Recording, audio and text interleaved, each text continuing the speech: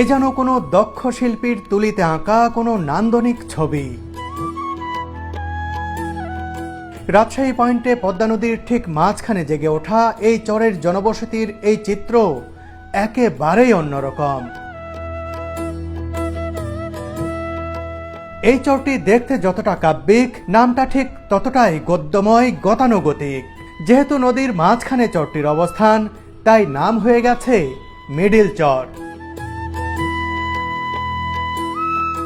মূলত চরখানপুর তথা চর খিদিরপুরের ভাঙন কবলিত মানুষদের একাংশই এখানে গড়ে তুলেছে বসতি।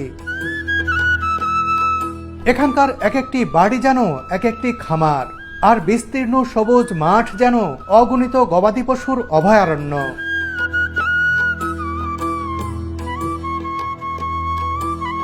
আসলে গবাদি পশুপালনই এই চরের মানুষের জীবিকার প্রধান উৎস। রোদ বৃষ্টি ঝড় মাথায় নিয়েই এই চরের মানুষেরা চালিয়ে যাচ্ছে বেঁচে থাকার সংগ্রাম। আপনি জীবনটা কি সুখে কাটালেন নাকি দুঃখে? সুখেই কাটে আমাদের জীবন। সুখেই কাটছে। এত কষ্টের পরেও যখন একটা মানুষ বলে যে আমরা সুখেই কাটিয়ে দিয়েছি, চিন্তা করুন, প্রকৃত সুখী মানুষ দেখতে হলে এরকম জায়গায় আসতে হবে।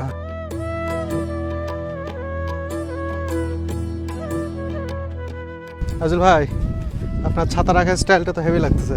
হ্যাঁ, ঘটকালি করতেন নাকি কখনো? না ভাই, এরকম সারা কালি এরকম ভাবে বেড়ায়। নদীতে মাছ মারতে গেলে এরকম পিঠে করে ঝুলাই নিয়ে থাকে। চরখানপুরের আজিজুল ভাইকে সাথে নিয়ে আজ আপনাদের ঘুরে ঘুরে দেখাবো এই মিডিল চর।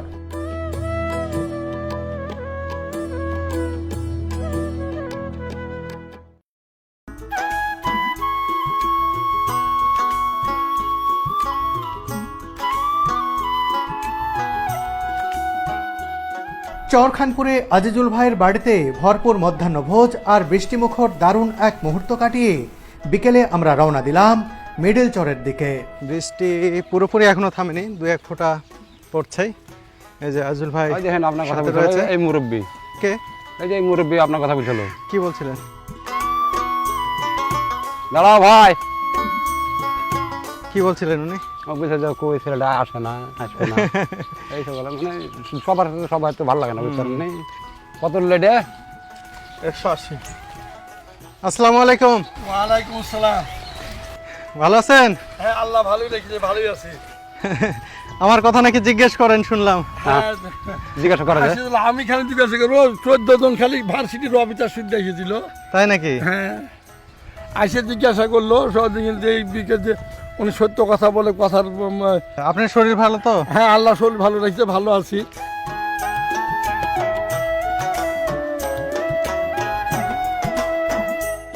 আজিজুল ভাই আমাদেরকে মিডিল চরে নিয়ে যাবেন, যে পদ্মা নদীর মাঝে একটি চর গড়ে উঠেছে। যেই চরটি খুব বেশি দিনের নয়, হয়তো 10-12 বছরের। চরখানপুর ভাঙতে ভাঙতে যখন একেবারেই শেষের পর্যায়ে চলে এসেছে, তারপরেই মানুষজন মিডিল চরে গিয়ে থাকা শুরু করেছে। আজিজুল ভাই, আমি কি ভুল বললাম? না না, ওই ঠিকই, এটাই রাইট। মিডল চরের বয়স কতদিন হলো? ওই 10-12 বছর এরকম। ওইরকম আমি যেটা বললাম সেটাই। হ্যাঁ, ওইখানে কে থাকে আপনার? ওখানে আমার বোন আছে। বোন আছে? যাওয়া হয় মাঝে সাঝে? হ্যাঁ।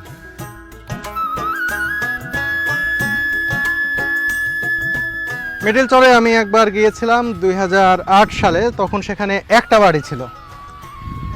সেই আমি জিজ্ঞেস করেছিলাম সেই বাড়িতে গিয়ে, কহবত। হ্যাঁ, যে এই বাড়ির মালিকের নাম কি? তখন বলছিল যে কহবত। হ্যাঁ, কহবত মান্নানের বেটা, চলে গেছে পরে। এখন তো ওই একটা বাড়ি ছিল, সেই একটা বাড়ি ছিল। হ্যাঁ, ঠিক। সেই একটা বাড়ি থেকে এখন কতগুলো বাড়ি হয়েছে? এখন মেলা বাড়ি হয়েছে। কত? মোটামুটি ওখানে 20-25 ঘর হয়ে গেছে, এইখানে মোটামুটি 50-60 ঘর হয়ে গেছে। তাই? দেখি, এমন একটি চরে যাচ্ছি, সেই চরে আমি 2008 সালে গিয়েছিলাম। আমি গিয়েছিলাম সেই সময় নিউ এজের সমৃদ্ধ মজুমদার দা আর কামরুজ্জামান শাহিন ভাই, আমরা 3 জনে মিলে গিয়েছিলাম। আজকে আবার যাচ্ছি অনেক দিন পর সেখানে।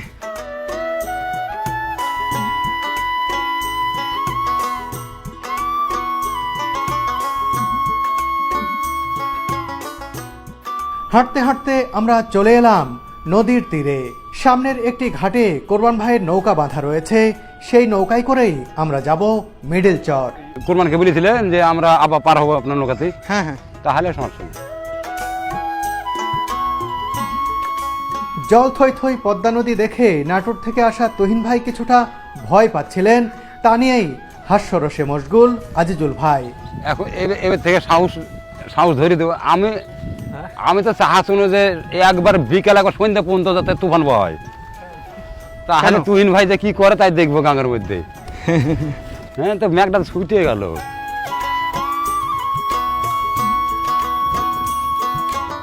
এই মুহূর্তে নদীর ধারে কেউ পাটের আঁশ ছাড়ানো, আবার কেউ বা নৌকা মেরামতে ব্যস্ত সময় কাটাচ্ছেন। চরখানপুরের কর্দমাক্ত পথে হাঁটতে থাকলাম আজিজুল ভাইয়ের পিছু পিছু। কিছু দূর এগিয়ে যেতেই দেখতে পেলাম নৌকার মাঝি কোরবান ভাইকে। বাড়িতে ইয়া আছে কি আছে বাড়িতে? ও কোরবান ভাই, বাড়িতে গেলে তুই খাই আসা হয়তো না কি আছে গো ভাই? বলে খাওয়াতে বলে কি আছে গো ভাই, এমনি যাইয়ে এই পাড়াটা ধরবো, এই পাড়াটা একটু ধরে অমনি আমার সিনেমা পাড়ে দিয়ে বাড়ি এমনি সোজা। কোরবান ভাই খাইছেন? হ্যাঁ, আবার খাওয়া দাওয়া করছি ভাই।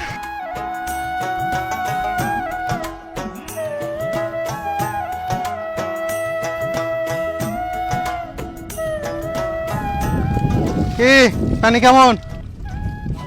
নামছি নিয়ে নিচে। নেমে একটা ডুব দিলেই তো হয়। দিনা একটু পায়ে আঘাত লেগেছে তাই নিচে নাম। ও আচ্ছা, ঠিক আছে ঠিক আছে। নদীর ধারে রাখা কোরবান ভাইয়ের ছোট্ট নৌকায় উঠে পড়লাম আমরা।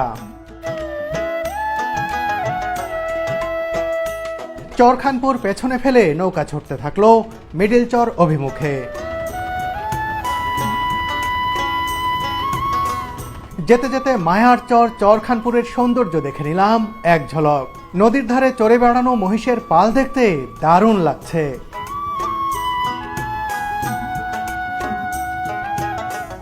ডুবুচরের উপর দিয়ে ছুটছে আমাদের নৌকা। আর বেশিক্ষণ লাগবে না মিডিল চরে পৌঁছাতে।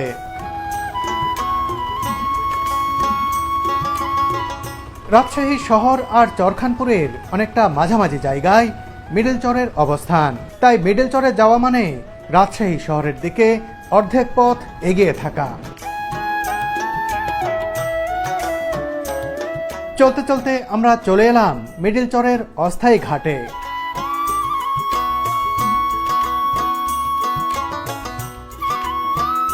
আসেন ভাই। আজিজুল ভাই চলে আসছে নাকি? হ্যাঁ, মিডিল চরে চলে এসেছি। এখান থেকে কিছু পথ আমাদের হাঁটতে হবে। হাঁটলেই মিডিল চরের বাড়িঘরের কাছে পৌঁছে যাব। ওই যে দেখুন বাড়িঘরগুলো দেখা যাচ্ছে। আজিজুল ভাই, নৌকা কি এখানেই থাকবে? এখানে আবার আমাদের আসতে হবে না? আবার এখানে আসতে হবে, তাছাড়া তো এই জঙ্গল ভেঙে আবার কোনো হ্যাঁ হ্যাঁ। আচ্ছা, মিডিল চর কি এই পদ্মা নদীর মাঝে চর? এই একবারে কারণে কি- মাঝে। এই জন্য মিডিল চর। এটা মিডিল চর। এই দেখেন এই একটা, ওই দেখেন একটা দেখতেছেন নদীর ওই পারে, হ্যাঁ হ্যাঁ হ্যাঁ হ্যাঁ ওইখানে একটা গ্রাম, আবার দেখেন আর একটা গ্রাম, এই যে এখানে একটা গ্রাম। মোটর মানে এটুকুর ভিতরে 4টে গ্রাম। এই চারটা কি মিডিল চর? 4টে মিডিল চরে, খালি পাড়া ভিন্ন নাকি? পাড়া ভিন্ন।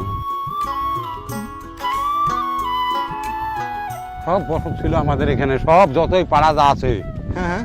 ওই গ্রাম এই গ্রাম 10 নম্বর এইগুলা যা আছে সব আমাদের খানপুরের ভিতরে ছিল। সব ভাঙনে সব নিলাম হয়ে কে কিন্তু চলে গেল।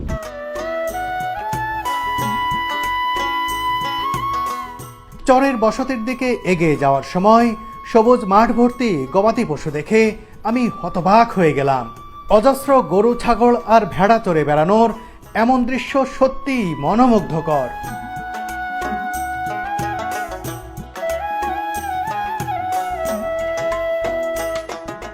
আজিজুল ভাই বললেন এই চরের প্রতিটি পরিবার কমপক্ষে 20টি করে গরু পালন করে থাকে।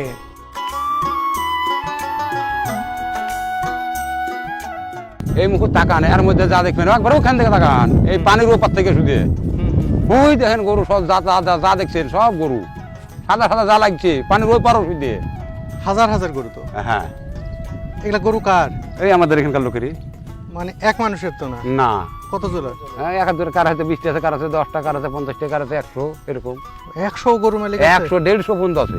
তাই নাকি? হ্যাঁ। তাহলে তো তারা অনেক বড় লোক। হ্যাঁ, চরেই থাকে? চরেই থাকে। তাদের বাড়ি ঘর তো ইটের দেখি না। না না, ওই পারে বাড়ি করেছে ওরা। ওই বারে করছে, কিন্তু এখানে গরু পালন করে। ওই গরু পালন করে, এখানে ব্যবসা।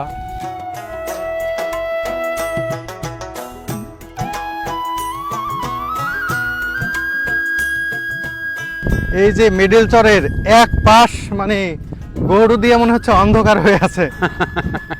অন্ধকার বললে ভুল হবে, সাদা গরুই বেশি।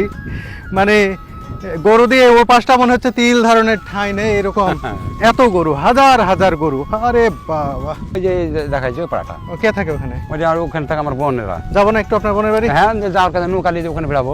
আচ্ছা আচ্ছা, ঠিক আছে। এই চর থেকে আমরা যাওয়ার সময় আজুল ভাইয়ের বোনের বাড়ি দেখে যাবো ওই পাড়ায়, সেটাও মিডল চরে। এই যে দেখুন মিডল চরে প্রথম বাড়িঘর দেখতে পাচ্ছি এখানে। এইদিকে আরো অনেক বাড়ি কেবল শুরু হলো।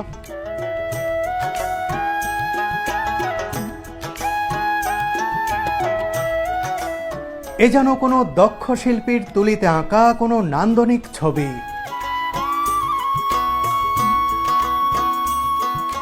রাজশাহী পয়েন্টে পদ্মা নদীর ঠিক মাঝখানে জেগে ওঠা এই চরের জনবসতির এই চিত্র একেবারেই অন্যরকম।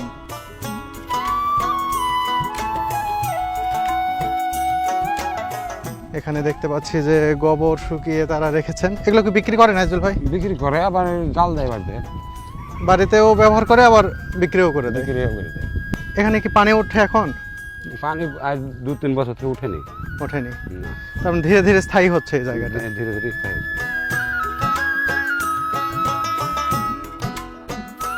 এই রে বাবা, এখানেও টিউবওয়েল, পানি ওঠে না? হ্যাঁ, পানি ওঠে না, সব দেখে দেখে। ও তাই তো, দেখে দেখে।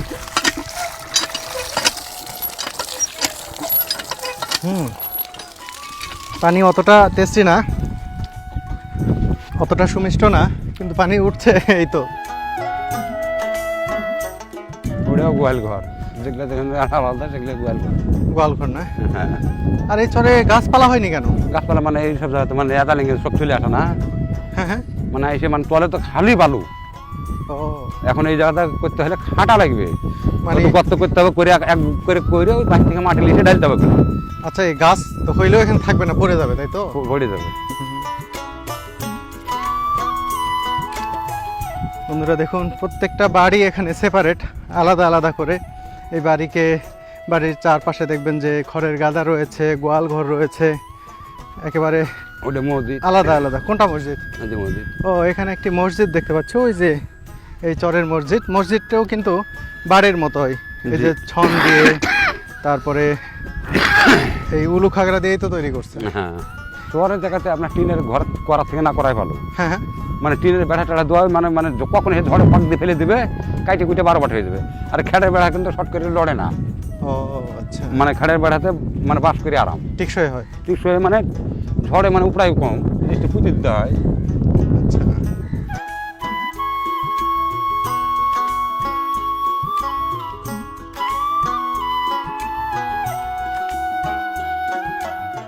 এই দেখেন আমার এই চরের মধ্যে ওই লোকের বয়স সব থেকে বেশি, ওই যে লোক হাঁটে এসেছে হ্যাঁ হ্যাঁ। 100 পার হয়ে গেছে। তাই নাকি? ওর নাম হলো বানু, আমার বাসার কাছে আগে আগে আমার বাসার কাছে ছিল। ভাঙনে যখন ভেঙে গেল তখন সব শূন্য বিচ্ছিন্ন হয়ে গেল। আমি যে চরে আসলাম, এটা মনে হয় এই চর কি যেটা কহবতের বাড়ি, এই চরে? হ্যাঁ, ওই ওখানে ছিল। ও, এখন আর নাই? না, চলে গেছে, ওই পারে চলে গেছে। ওই পাশে চলে গেছে। আসসালামু আলাইকুম, এই ভাইরা এসেছে। মোহাম্মদ তাহাসেন আলী আঙ্কেল, ওনার দোকান হচ্ছে এই যে এটা। তো দোকানটা বন্ধ রেখেছেন, চলে না? চলে, ক্যাশ পাতি সেরকম নাই তো, এখন চালাই না সেরকম। এই চরে কতদিন ধরে আছেন? আমি জন্মই আমার চলে। চরে জন্ম বুঝলাম, মিডল চর তো বেশি দিনের না। না, এখানে 5 বছর থেকে 5 বছর। এর আগে কোন চরে ছিলেন? ওই নিচে ছিল, নিচে কোন জায়গায়? ওখানে ছিল আপনার নদের ধারে। আচ্ছা, তার আগে? ও তার ছিল খিদিরপুর। আচ্ছা, খিদিরপুর ভেঙে গেল তখন ওখানে আমি, ওখান থেকে আবার এখানে। খিদিরপুর মানে চরখানপুরের ওইদিকে ছিলেন আর কি। আচ্ছা, সারা জীবনে তো এতবার জায়গা বদল করলেন? হ্যাঁ, বহুবার। একবার থাকলেন খিদিরপুর অর্থাৎ চরখানপুরের দিকে। আমার বয়সে ধরেন 7-8 বার ভাঙাচোরা হয়েছে। 7-8 বার। কষ্ট না? কষ্ট না, জীবনটাই তো কষ্ট হবে। এটা কি করে সম্ভব যে একটা মানুষ এতগুলো জায়গা চেঞ্জ করলেন? মানে এক চর থেকে আরেক চর, আরেক চর থেকে আরেক চর, এই এতগুলা যে আপনি একটা জীবনে চেঞ্জ করলেন, আপনার জীবনকে কেমন মনে হলো যে একটা মানুষ এই দুনিয়াতে আসলেন, এসে এই যে একটা বাস্তবতার মুখোমুখি হলেন, এটা আপনার কাছে কি মনে হয় যে আপনি জীবনটা কি সুখে কাটালেন নাকি দুঃখে? সুখেই কাটে আমাদের জীবন, সুখেই কাটছে। এত কিছুর মধ্যেও সুখ পেলেন সুখ পালাম। কেন বলেন তো? এটা আমাদের সুখ টাউন টাউনে আমরা তো